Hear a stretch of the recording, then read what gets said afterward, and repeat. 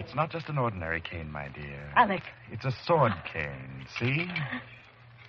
Calhoun used it when he killed his wife, right where you're standing. Alec, you killed Sanders. Exactly. And now you're going to kill me. Yes. No. Keep away from I'm me. sorry. Keep away. My dear.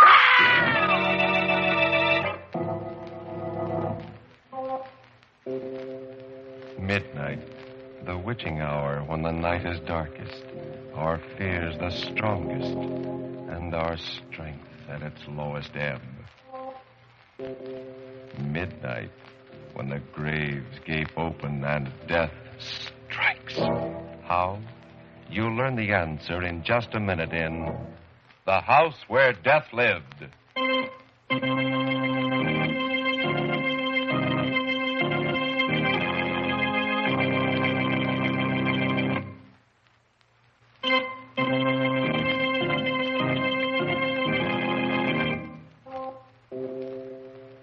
And now, Murder at Midnight. Tales of mystery and terror by radio's masters of the macabre. Our story is a ghostly nightmare by one of radio's best-known mystery writers, Robert Newman. Its title, The House Where Death Lived.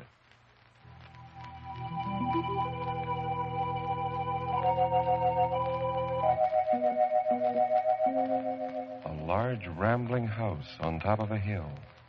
A house whose windows are either shuttered or broken. A rusty iron fence surrounds it, and its grounds are waste and uncared for.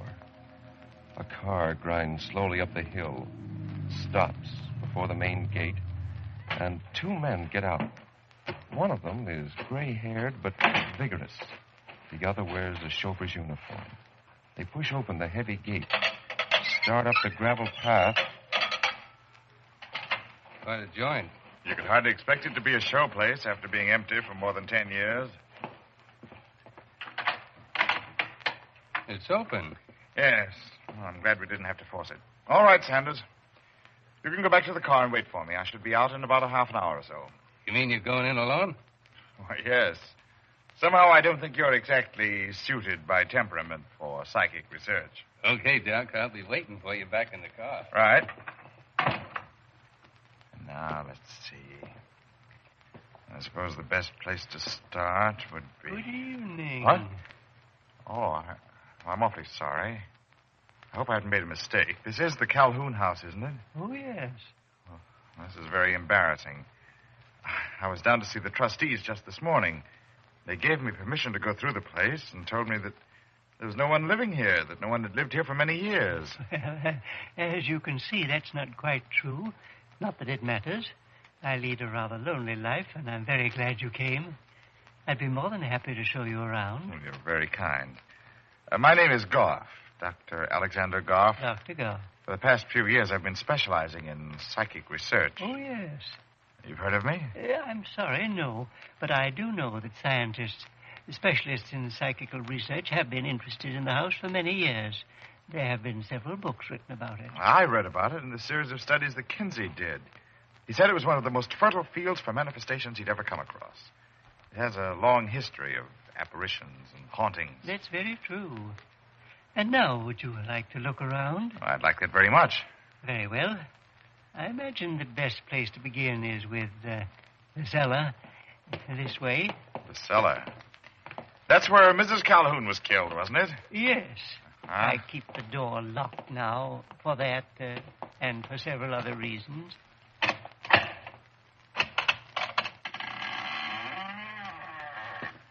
May I? No, wait. Don't try to go down. Have you a match? Why, yes. There aren't any stairs. Exactly. That's how Mrs. Calhoun was killed. The stairs had become rotten, and Calhoun took them out, put in that ladder. Mrs. Calhoun didn't know it, and she tried to go down, fell, and broke her neck. But she wasn't just killed. She was murdered, wasn't she? Well, that's hard to say. I don't think even Calhoun could tell you whether it was deliberate or not. For a long time, people didn't even suspect what had happened. They thought that she'd run away and disappeared. However, after she was killed, Calhoun buried her down there in the cellar. You see, over there, near that big flagstone. Oh, I see. Well, after that, there was something about a gardener, wasn't there? Yes, Burroughs. He had helped Calhoun take out the stairs. Considerably later, he was working in the cellar and found some bones, and he put two and two together And went to the police. No, he did a lot better than that, from his own point of view. Shall we go back into the parlor? Oh, yes, of course. I'll just shut this door again. Yeah. Burroughs began blackmailing Calhoun. Calhoun paid for a while, and then one day he called Burroughs in here, into the parlor. He was sitting over there at that desk. He had his cane with him. The cane that's on the desk there now. You can look at it if you like. Well, thank you. I would like to look at it. Twist the handle and pull on it. A sword cane? Yes. He killed Burroughs right here in this room. That stain on the carpet, there's his blood. This time he didn't even try to get away with it. He called in the police, and he was tried and sent to an institution. Yes, but that's what I don't understand. If Calhoun had committed 2 murders, why wasn't he sent to jail or hanged? Because no one knew whether he was sane or not. As a matter of fact, I don't think Calhoun knew himself. You see, when they asked him why he had killed his wife and Burroughs, he said he had to, that he'd been told to. Told to? By whom? Well, he wasn't sure. By voices. He said they told him that they lived here in this house before him, that they had killed, and that he would have to kill too. Excellent. Just what I've been looking for and what I've hoped for. A house with a tradition of hauntings, where each generation is affected by that tradition and adds to it. What's the matter? They've come for me. They're weighing me down, dragging me back. They? Who?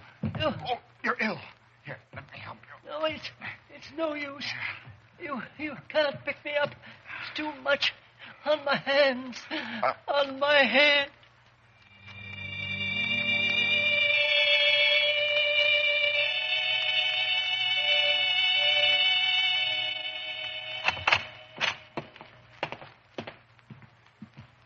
Where is he? He was there, right there on the floor. I tried to pick him up and put him on the couch, but I couldn't lift him. Now he's gone. Oh, now, look, Doc, if he fell down, if he was as weak as you said it... Hey, wait a minute. Hey, what did he look like? Well, he was quite old, about 70, and very tall and thin. He had white hair and a white goatee. Holy smokes. What's the matter? Well, I was waiting outside for you. The guy that lives just down the hill came by, and we kind of talked a little. Yes? I told him you were inside here, and he described Calhoun to me, the guy that used to live here. And the old gent you say you spoke to sounds just like him. But it couldn't have been. Calhoun is still in an institution. No, he's not. At least not exactly. That's how this guy happened to talk about it. You see, he just read in the paper that Calhoun had died yesterday. Sanders. Yeah? That was Calhoun's ghost. Oh, now, look, It was, I tell you. It has to be. This is what I've been looking for years. An apparition that manifests itself without a medium or any apparatus. It's exactly what I need for the last chapter of my book. And I'm going to stay here until he appears again.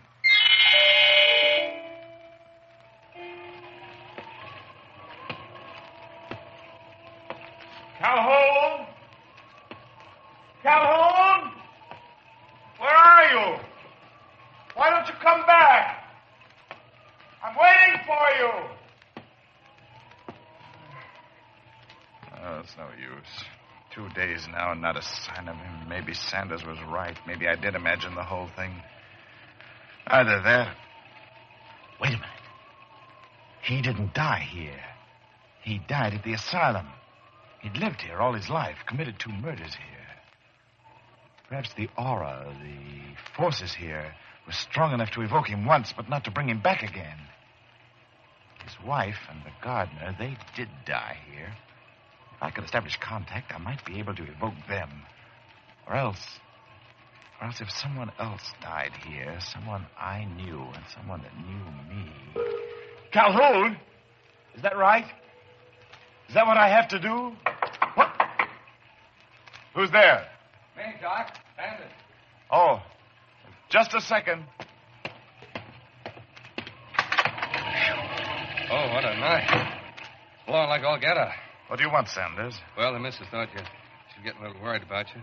Thought you might be running low on food. Oh, no, I still have plenty. I haven't been eating much. Any luck? No, he hasn't materialized again, but I'm sure he will. I know he will. If someone else died here, someone you knew, and someone that knew you. Yes. What's the matter, Doc? Hey, why are you staring at me that way? Doc! I'm sorry, Sanders. Sanders, I was just thinking that if you stayed here with me, it might help. But I thought you said I was all wrong for this kind of stuff. You know I don't believe in ghosts, anything like that. I did say that, Sanders, but... Oh, this place is different. This is such a powerful, fertile field for psychic manifestations that I think if you did stay, we could cure your skepticism permanently. Yeah? How? Well, this is such a perfect night for an evocation. Listen. I don't hear anything. Just a storm. Listen hard. There it is again.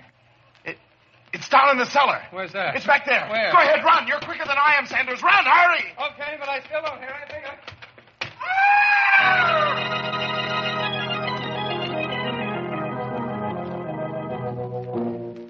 A man with an obsession in a haunted house.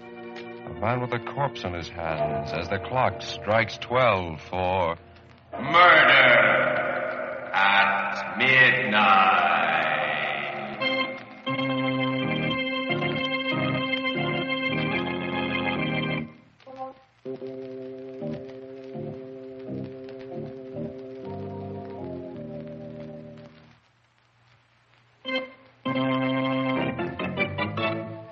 And now, to continue with our story.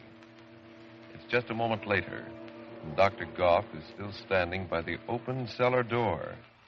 Lighting a candle, he peers down to where Sanders' body lies huddled on the flagstones below. Sanders? Sanders? I think I'd better make sure. Sure. This ladder holds. Is this there?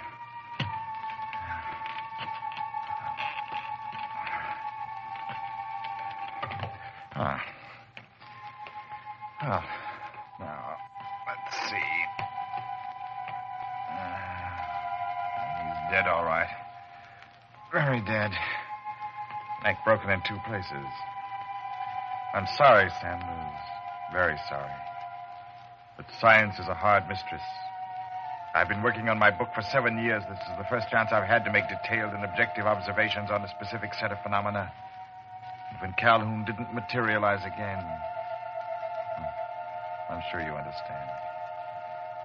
The only problem now is the police. They're apt to be very uncompromising about something like this. If there were only some way that I could... I know. The car. It's quite late and with the storm blowing, there's not likely to be anyone around. Yeah. Oh, come on, Sanders. You and I are going to take a little trip.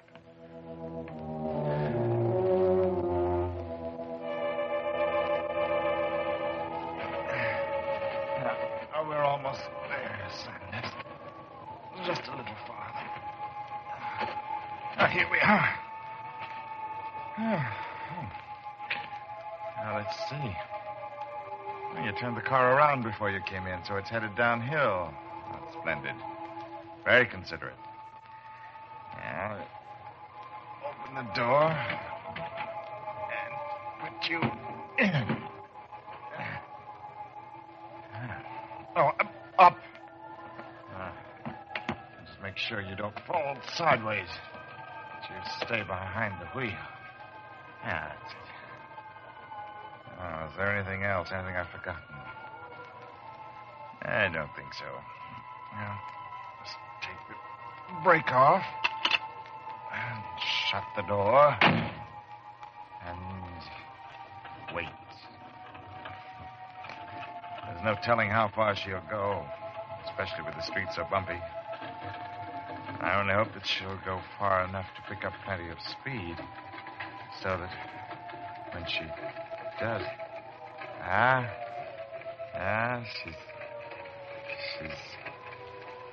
She's swinging. Swinging to the right. Yeah.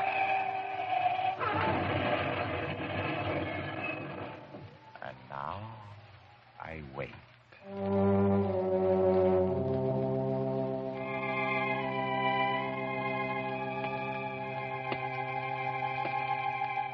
Sanders? Sanders! Where are you? It's been 4 or 5 days now. Why haven't you come back? Haven't you wanted to? Or haven't you been able to find a way? This is where you died, remember? Down here in the cellar. Are you down there? Sanders? Are you down there? No. Not down there.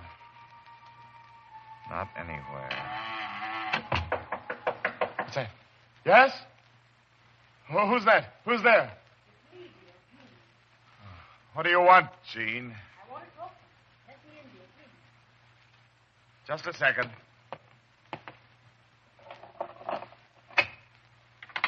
Alec. Oh, I'm so glad to see you, dear. I asked you, what do you want? Why did you come here?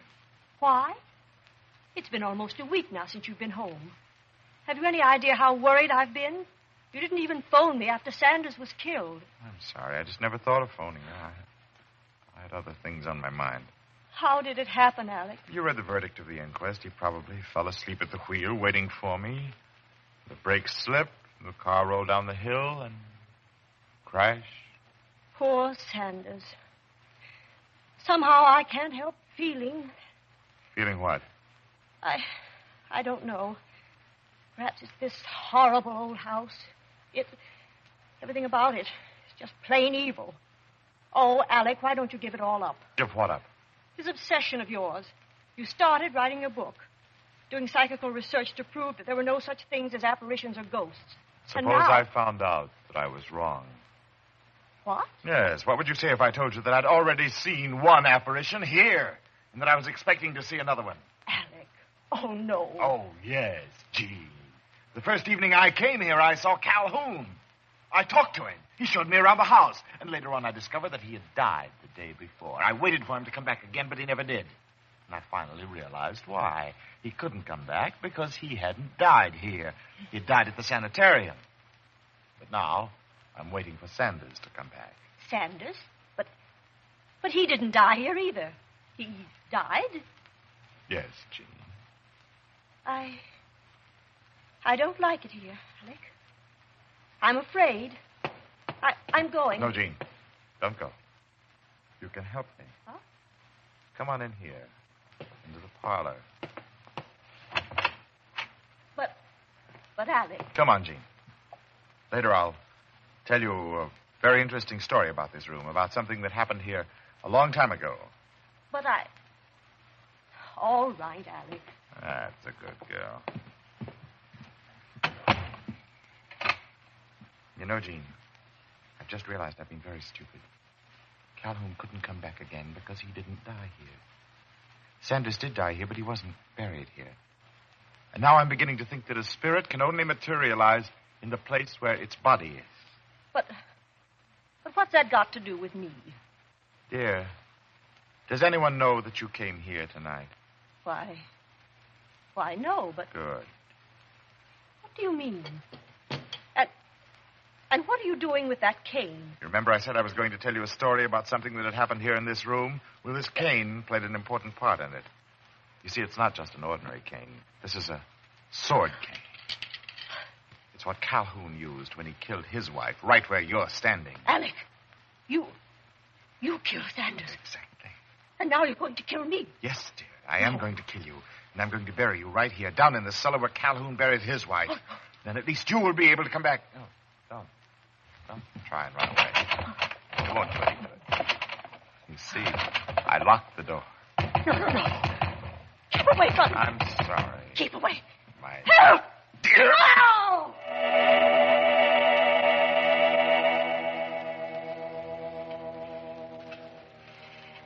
Now, smooth up gravel a little. She's covered well. There. That ought to do it. Very nice, Doctor. Very nice indeed. You didn't do quite as neat a job as I did, but you did pretty. Calhoun. Yes, Doctor. You're dead. But you did come back. Yes, I came back to tell you how grateful I am to you. Grateful? For what? For having, shall we say, relieved me. You see, there's a curse on this house. When I was alive and lived here, even before I killed my wife and Burroughs, I saw the ghosts of those who had died before I was born. It was they who made me kill, because once I did kill, they were free. I don't understand. Don't you? As long as this house stands, someone must haunt it. Until I died, it was haunted by those whom I had killed. When I died, it became my job. I thought it would be years before I could find someone to take my place, and then you came along. You mean... Yes, Doctor, yes, the curse, the evil that was spawned here has been passed on to you. Now it's haunted by those whom you killed, and I am free and can rest in peace. But you must stay here and live with the evil you created until you die. No, I won't stay. Yes, you will, Doctor. Oh, I didn't believe it either. I thought I could leave whenever I wanted to. But I found that I couldn't. I had to stay until they took me away. When you try to leave, you'll find out why. But I won't stay. I tell you, I won't. Neither you nor they can make me stay. Nothing can make me stay. No. What's more, you're right about this place. It is evil. But I'm not going to let that evil continue. It must be destroyed, along with every stick and stone in this house. And just how do you propose to do that? I'll show you. With fire. This can of kerosene. Oh, that no. pile of lumber there. It won't do any good. Take my word for it. No, you watch. There. The whole cellar, the whole house will go now. Yes, Doctor, but you won't go. I won't. You watch me. But you can't go without me, Doc. What? Don't you remember? You carried me out to the car. You've got to take me with you. And, Yes, Doctor, your chauffeur. Let go of me, Sanders. Let go. I can't take you with me. And you got to take me, too, Alec. No. Let go. Both of you. You see, now you know why I couldn't go either. Let go. What dragged me back and weighed me down. Please. Now you know why you're going to have to stay here. I won't stay. I tell you, I won't. Not even if I have to take both Sanders and Jean with me. I'm afraid that won't do any good, Doctor. You see, the ladder isn't very strong. No!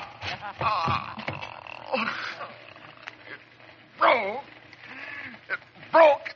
I'm trapped here. Goodbye, Doctor. If you don't mind, I'll leave you now for good. No! Oh! Somebody!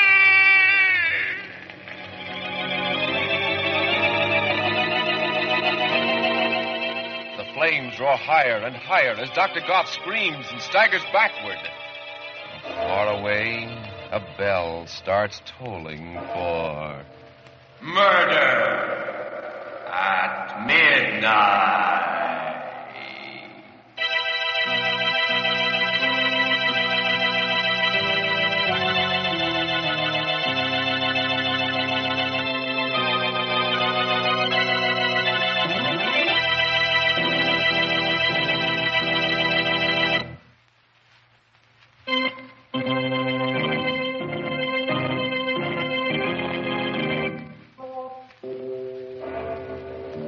Remember to be with us again when death stretches out his bony hand and the clocks strike 12 for... Murder at midnight. The part of Dr. Goff was played by Barry Kroger, with music by Charles Paul, Murder at Midnight was directed by Anton M. Leader.